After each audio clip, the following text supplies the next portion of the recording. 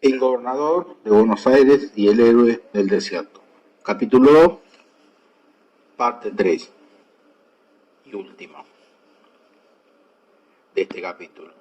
Con la prisión del general Paz y la derrota de la Madrid, quedó totalmente vencida la rebelión del 1 de diciembre de 1828 y las dictaduras de tendencia unitaria fundadas a raíz de aquella revolución y de las victorias unitarias en Córdoba, iban a tener principio ahora los gobiernos de fuerza del Partido Federal. Las disidencias latentes en el Partido Federal pueden advertirse en una carta de López a Quiroga, escrita desde Rosario, después de conocido el triunfo de la Ciudadela y a propósito de una entrevista mantenida por Rosas. Allí se descubren las tendencias liberales federales de organización surgidas en 1830 y en 1831, sobre la base de nacionalización del puerto de Buenos Aires y la administración de las rentas de su aduana por una comisión representativa. Esa comisión debía tener también el ejercicio de las relaciones exteriores e invitar para un Congreso General. Rosas no entraba por ello, y la opinión genuinamente porteña tampoco. Así se explica que Paz, en 1830, hubiera hecho flamear su calidad de provinciano para congraciarse con López y Ferrer, y con el sentimiento provinciano del interior. La carta de López a Quiroga, poco conocida y que constituye también un apunte sobre Rosas visto del natural por un contemporáneo, reza de esta manera en su parte pertinente. En Rosario, 1831. Todo lo relativo a la guerra, que según el Tratado de 4 de enero, debía ser del resorte de la Comisión Representativa, no puede convenirse con ella a causa de que, habiéndose retirado el diputado de Buenos Aires a más de 6 meses, pretextando enfermedad, aquel gobierno no ha llenado este déficit, y esto ha ocasionado que hoy no exista más diputados que el de esta provincia. El relato que acabo de hacer persuadirá a usted de la justicia con que he solicitado abdicar el mando del ejército y lo convencerá de la exactitud de mi cálculo. Cuanto he dicho que siempre juzgué que tal nombramiento era puramente nominal, como que en realidad lo es. Protesto a usted que la principal razón que me decidió a pasar por todo fue el convencimiento de que esta era la oportunidad más favorable para llenar los constantes y suspirados votos de los pueblos y sacarlos de la espantosa miseria y degradación en que a tanto tiempo están sumidos.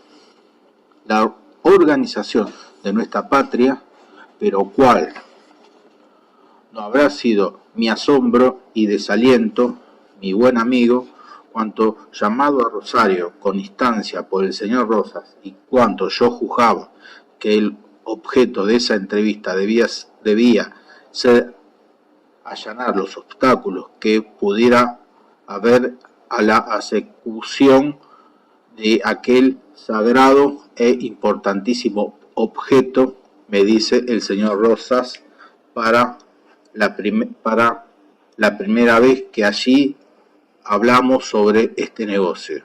Este no es tiempo de constituir el país y es preciso, compañero, que prescindamos de comisión representativa. Aseguro a usted que hasta la fecha no se ha separado de mí el estupor que aquellas expresiones causaron en mi ánimo, y que lo primero que en aquel desagradable momento me ocurrió fue que esto causaría más males a la República que los que le han originado los unitarios mismos. Después que oí este modo de opinar del señor Rosas, me retiré a mi casa. Llamé a su secretario, le manifesté lo que había ocurrido, le signifiqué mi desagrado, la irrevocable resolución en que estaba de no pasar por tal cosa y de no separarme absolutamente del voto tan pronunciado por los pueblos de constituir el país, encargando comunicase todo esto al señor Rosas de mi parte. Tal explicación hizo que aquel amigo tuviese muy luego una entrevista conmigo, en la que convino que nombraría sin demora el diputado por Buenos Aires y lo mandaría a Santa Fe, en que también mandaría sin ninguna postergación al señor Corbalán, nombrado diputado por Mendoza, y en que si los gobiernos del interior, a quienes ya lo había escrito a este respecto, estaban por la constitución del país y en consecuencia porque siguiese la comisión hasta llenar las atribuciones estipuladas en el tratado del 4 de enero. Él secundaría el voto de los demás en igual sentido. Esto fue lo único de que allí hablamos de importancia y quedó convenido. Mas usted conocerá que, desde que el señor Rosas opinó por la no constitución del país y desde que tengo motivo para creer que en este mismo sentido se ha escrito al interior para que obre de igual modo, yo no puedo dejar de estar alarmado y extremadamente disgustado al ver una cosa que nunca pude ni debí esperar, y al contemplar cuán estériles e infructuosos han sido todos los esfuerzos y sacrificios que tan heroicamente han prodigado los pueblos, hasta ponerse en actitud de pensar en lo único útil que les resta que alcanzar, como único medio de reparar son sus pasadas desgracias. En medio de todo esto, observo con sentimiento que en el interior se tiene una idea equivocada respecto a mi posición y que en lo general se cree que me hallo con bastante poder para evitar los males que nos amenazan. Más usted conocerá, por todo lo comprendido en esta carta, que este juicio es inexacto y sentiría que él diese lugar a conjeturas desagradables, partiendo del invariable principio de que todo aquello que se separe de la organización de nuestra patria es ajeno de mí y que jamás prestaré mi deferencia a tales ideas. Después del bosquejo que hago a usted del estado actual de nuestros negocios, réstame hacerle una observación que no puede usted desconocer y que espero confiadamente no desatenderá usted por su disposición y mil poderosas razones que sería cansado de tallar. Aparece con justicia a la cabeza de los negocios del interior. Mientras usted permanezca en esta posición, no creo difícil que arribemos a la suspirada organización, pero si usted se separa, va infaliblemente a resultar una espantosa divergencia en las opiniones, y que aquí partirá el pretexto de que en otras ocasiones se han valido nuestros antagonistas para cruzar los empeñosos esfuerzos que se han hecho para organizarnos. Dije a usted al principio que le hablaría con toda franqueza de mi carácter, reproduciendo ahora lo mismo y en la confianza que me inspira su amistad. Le diré que juzgo que usted no debe absolutamente dejar el mando del ejército que está a sus órdenes ni abandonar los pueblos a su política particular. Usted conoce el desquicio espantoso en que ellos han quedado y no es fácil calcular los graves males que van a pesar sobre ellos si no hay un punto de dirección. Es usted únicamente quien en el interior puede darlo.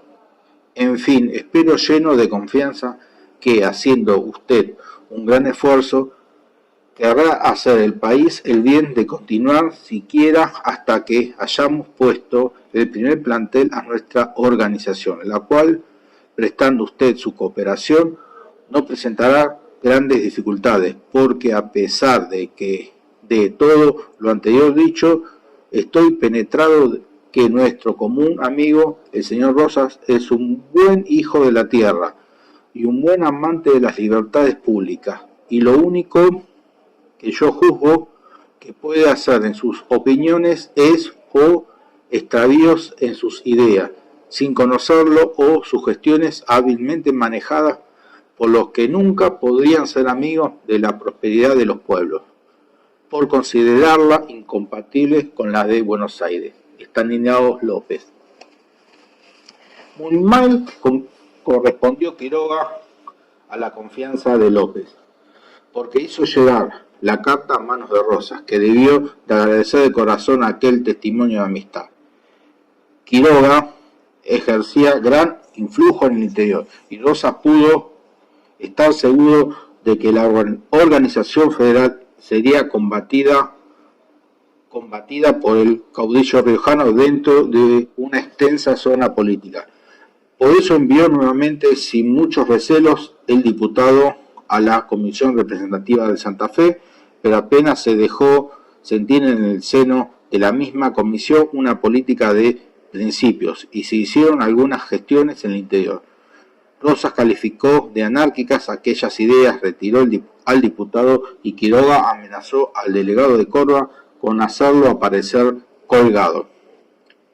Ya se habían firmado el pacto de 1831. Después de ese golpe político en el orden nacional, Rosas rehusó ser reelegido gobernador, porque la legislatura no le dio las facultades extraordinarias que apetecía. Diciembre de 1832. Elegido gobernador el general Juan Ramón Balcarce.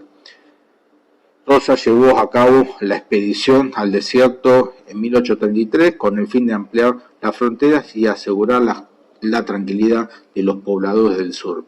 Nadie como él estaba en condiciones de poner en ejecución un plan de vastas proporciones, y es justo reconocer que alcanzó benéficos resultados para la provincia. Rescató gran cantidad de cautivos, unos 6.000, y aseguró las fronteras, hasta entonces muy abandonadas, habiendo llegado con sus huestes hasta el río Colorado.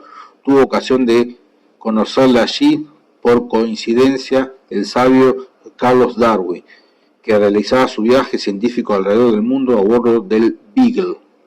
Darwin no ha dejado este retrato del héroe del desierto, como se le llamó también entonces al restaurador.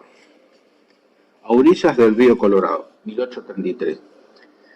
El campamento del general Rosas estaba cerca del río Colorado. Consistía en un cuadrado formado por carros, artillería, chozas de paja, etc.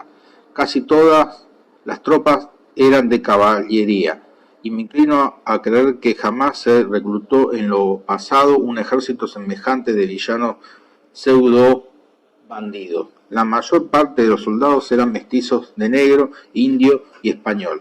No sé por qué tipos de estas mezcolanzas rara vez tienen buena catadura.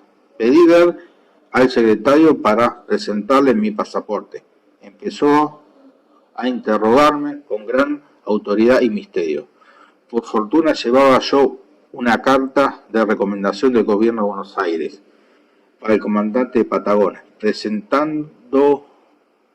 presentáronsela al general Rosas, quien me contestó muy atento, y el secretario volvió a verme muy sonriente y afable. Establecí mi residencia en el rancho o vivienda de un viejo español, tipo curioso que había servido con Napoleón en la expedición contra Rusia.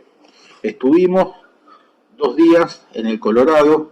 Apenas pude continuar aquí mis trabajos de naturalista porque el territorio de los alrededores era un pantano que en verano, diciembre, se forma al salir de Madre el río con la fusión de las nieves en la cordillera. El principal entretenimiento consistió en observar a las familias indias según venían a comprar ciertas menudencias al rancho donde nos hospedábamos. Supuse que el general Rosas tenía cerca de 600 aliados indios. Los hombres eran de elevada talla y bien formados, pero posteriormente descubrí sin esfuerzo en el salvaje de la Tierra del Fuego el mismo repugnante aspecto, procedente de la mala alimentación, el frío y la ausencia de cultura. El general Rosas insinuó que deseaba verme, de lo que me alegré mucho posteriormente. Es un hombre de extraordinario carácter y ejerce en el país avasalladora influencia, que parece probable ha de emplear en favorecer la prosperidad y adelanto del mismo. Se dice que posee 74 leguas cuadradas de tierra y unas 300.000 cabezas de ganado. Sus fincas están admirablemente administradas y producen más cereales que las de los otros hacendados. Lo primero que le conquistó gran celebridad fueron las ordenanzas dictadas para el buen gobierno de sus estancias y la disciplinada organización de varios centenares de hombres para resistir con éxito los ataques de los indios. Corren muchas historias sobre el rigor con las que se hizo guardar la observancia de esas leyes. Una de ellas fue que nadie, bajo pena de calabozo, llevara cuchillo los domingos, pues como en estos días era cuanto más se jugaba y bebía. Las pendencias consiguientes solían acarrear numerosas muertes por la costumbre ordinaria de pelear con el arma mencionada.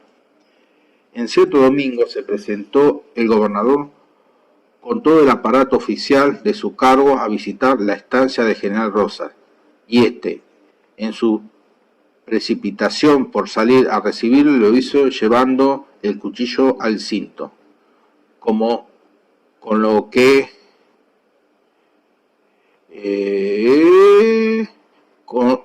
de ordinario.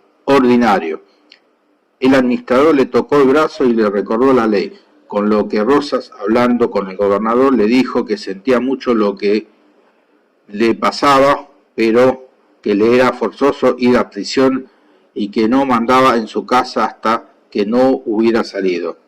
Pasado algún tiempo, el mayordomo se sintió movido a abrir la cárcel y ponerle en libertad, pero apenas lo hubo hecho cuando el prisionero, vuelto a su libertad, le dijo: ahora tú eres el que ha quebrantado las leyes y por lo tanto debes ocupar mi puesto en el calabozo.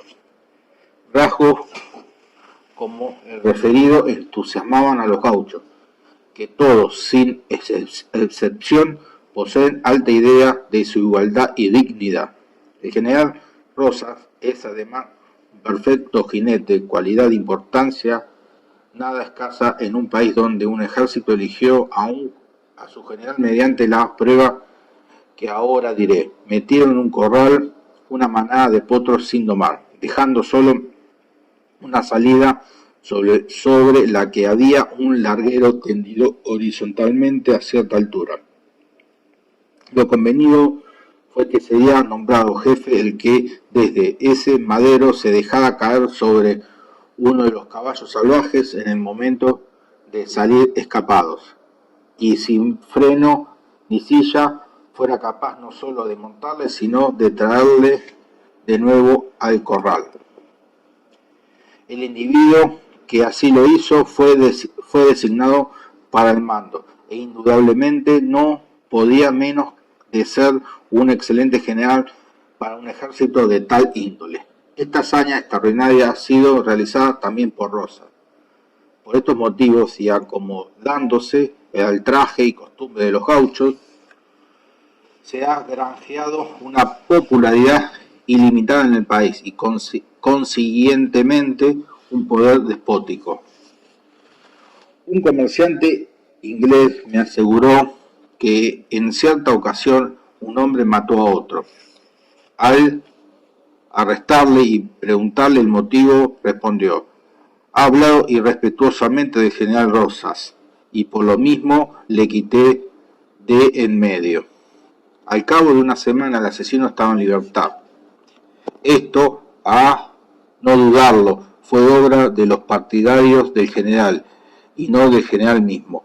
En la conversación Rosas es vehemente, sensato y muy grave. Su gravedad rebasa los límites ordinarios. A uno de sus dicharacheros bufones, pues tiene dos, a usanza de los varones de la Edad Media. Le oí referir la siguiente anécdota. Una vez me entró comezón de oír cierta pieza de música, por lo que fui a pedirle permiso al general 2 o 3 veces, pero me contestó: "Andá a tus quehaceres, que estoy ocupado". Volví otra vez y entonces me dijo: "Si vuelves te castigaré". Insistí en pedir permiso y al verme se echó a reír. Sin aguardar salí corriendo de la tienda, pero era demasiado tarde, pues mandó a 2 soldados que me cogieran y me pusieran en estaca. Supliqué por todos los santos de la corte celestial que me soltaran, pero de nada me sirvió. Cuando el general se ríe, no perdona a nadie, sano o cuerdo. El buen hombre ponía una cara lastimosa al solo recuerdo del tormento de las estacas. Es un castigo severísimo. Se clavan en tierra 4 postes y atada a ellos la víctima por los brazos y las piernas tendidas horizontalmente. Se le deja permanecer así por varias horas. La idea está evidentemente tomada del procedimiento usado para secar las pieles. Mi entrevista terminó sin una sonrisa y obtuve un pasaporte con una orden para que las postas del gobierno que me facilitó del modo más atento y cortés. Carlos Darwin.